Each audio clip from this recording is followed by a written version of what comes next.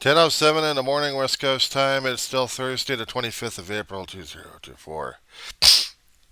I actually stayed awake for this slumber party.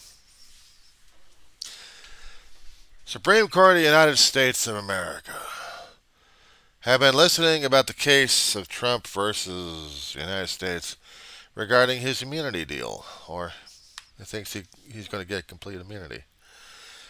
And so far, the judges had argued again, trying to get as much information as they possibly can to make a determination whether or not the old gas bag has got the legitimate gripes to get his immunity from federal prosecution, and not state.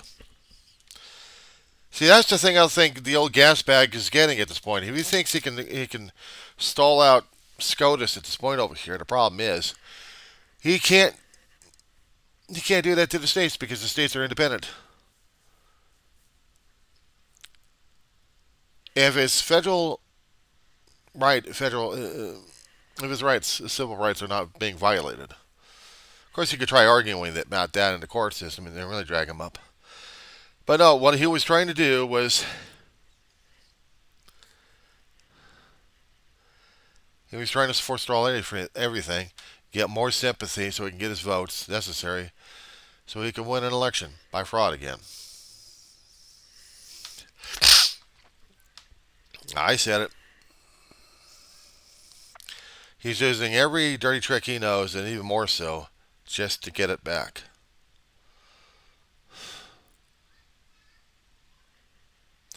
And I can't believe this is happening, but I'll believe it's happening. That he's doing this damn thing. And I was staying awake because normally during this time I'd be hitting back into bed just trying to catch a morning nap for about an hour or two. Right now I got DoorDash to take care of. But what's driving me crazy concerning about all this damn situation, it's nuts. It's nuts. So I have no clue what to say about the whole damn thing, except to say that Supreme Court is going to be dragging its ass out until May on this one. If so, if they are, they are. But if they're not, then what do we do? But then again, I'm not going to do a damn thing about it. I am simply going to say that Trump is in the hands of both Supreme Court again and the state courts, except this time he's got to deal with the state directly in this one. And the Supreme Court, well, he's got his proxies in there. Where the hell is his family at? Nowhere. They're hiding. Trump Jr., Eric, and Ivanka. Not to mention Alonia. None of them are going to be supporting the gas bag. Not one of them. Otherwise, they'd be there with the old dad and be in the witness areas or the observation areas of the courtroom and just be there for him. Nope. He's facing the music alone.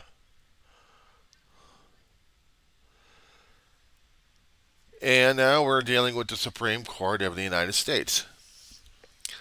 And they are going to be dealing with this one, aren't they? They're going to be dealing with this one. They're going to be asking and arguing with themselves, what the hell are we doing here? I mean, yeah, this guy got us into office, but do we owe him a favor? We want justice for the people of the United States, theoretically. Or do we owe him? And if we do, we're showing favoritism to the old orange gas bag by allowing this to happen, to grant him immunity. But this is also granting immunity to everybody else who wants to become a dictator. And I'm hoping one of the justices will actually challenge every one of them that way. We'll ask him the question, are we trying to impose a dictatorship? Or do we actually value our laws of the land? Do we actually value the newest Constitution versus a gas bag? He already said, he may have joked about it, but a lot of people take him seriously enough, that he'd be willing to be a dictator for a day. You know, well, how long is this day going to be? 24 hours? More than that?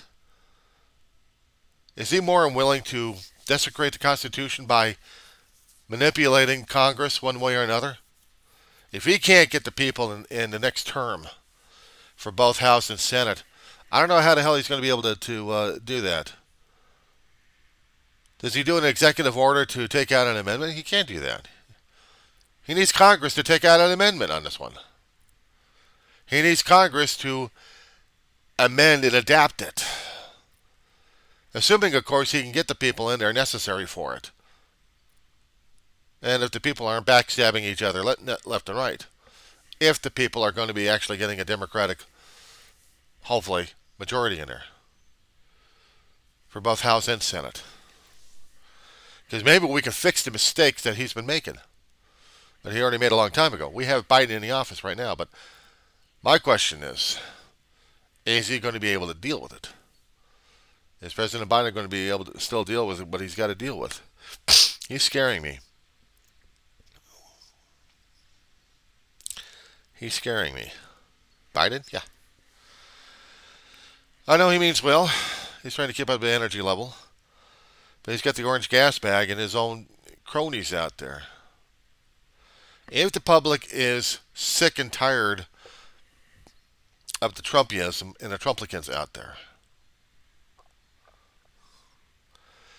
there are actions that President Biden has done that are very questionable, whether or not that's going to be challenging his presidency for the next term. Is it going to be enough for him to get the term, or is Trump going to be sliding in there? Or maybe we'll get RFK Jr. if there's enough votes for the bastard. Would it have been better if we actually had Nikki Haley in there? She was already crazy enough anyway for a Trumplican. Would Chris Christie been a candidate for it?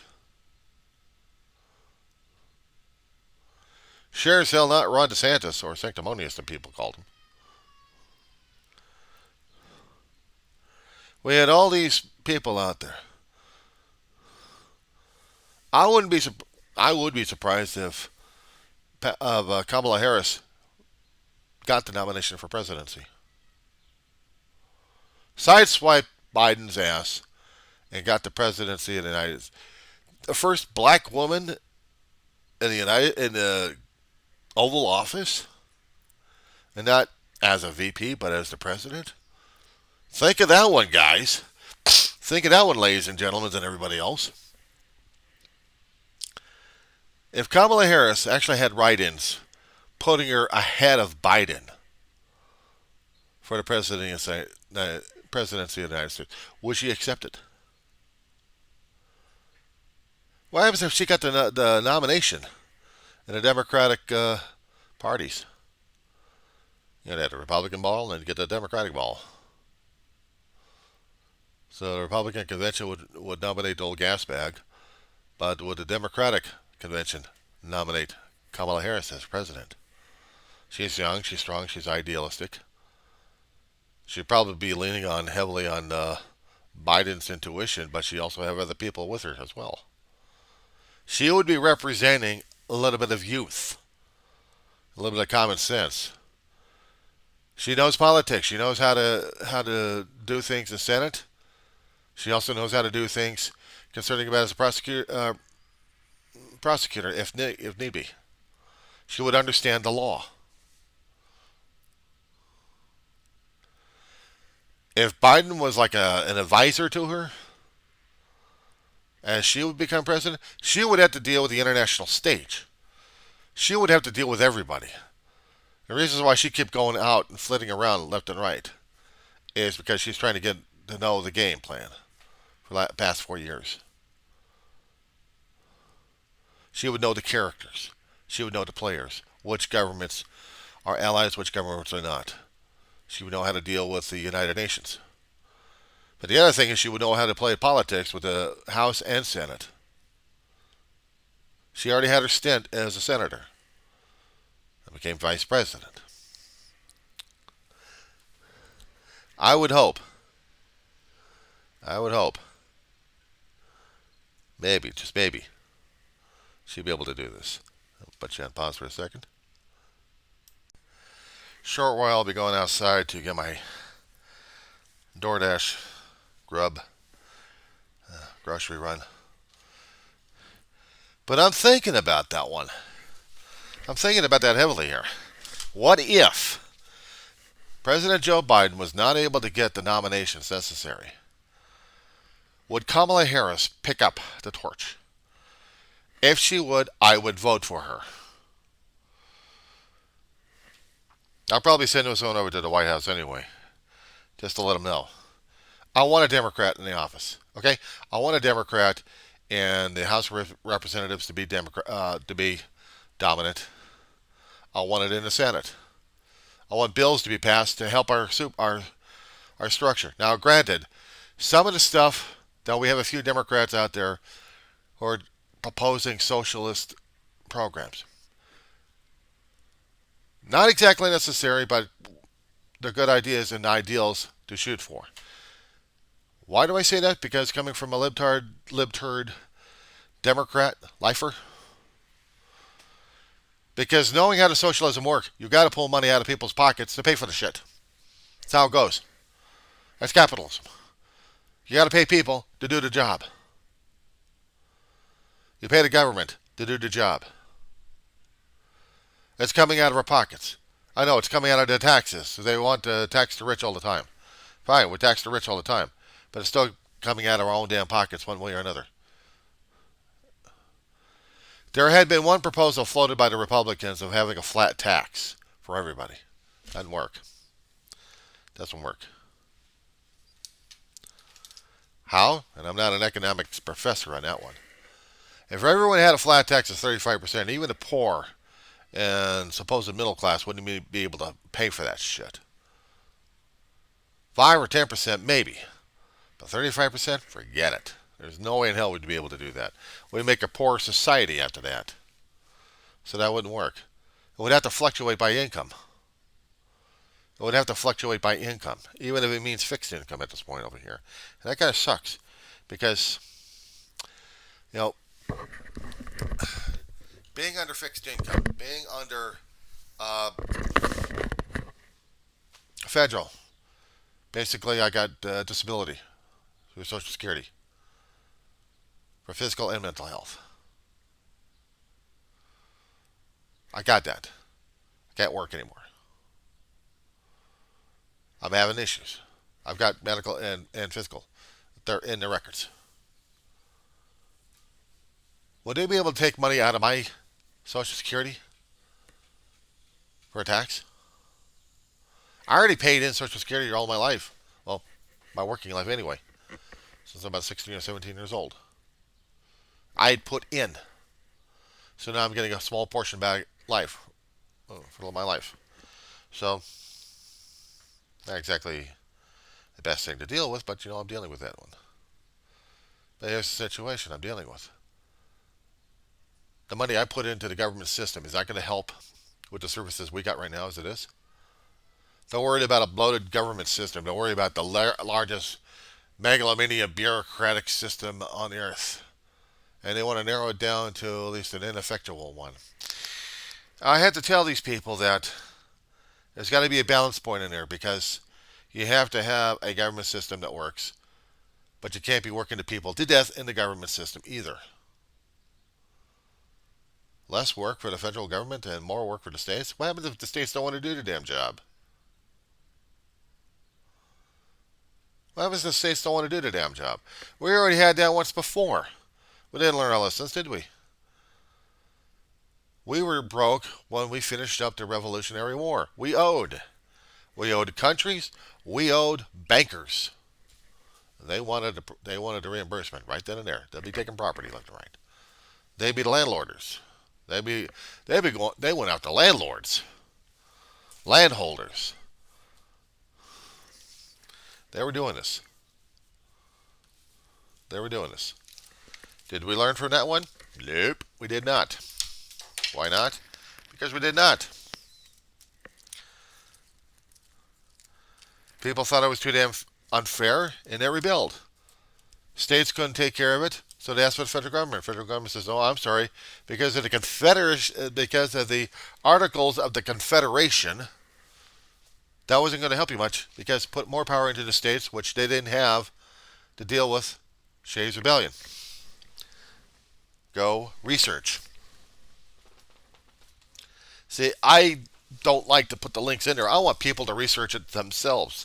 I want people to do the work themselves. I want them to understand with their own recollections. But yes, we would have to supply them with the information.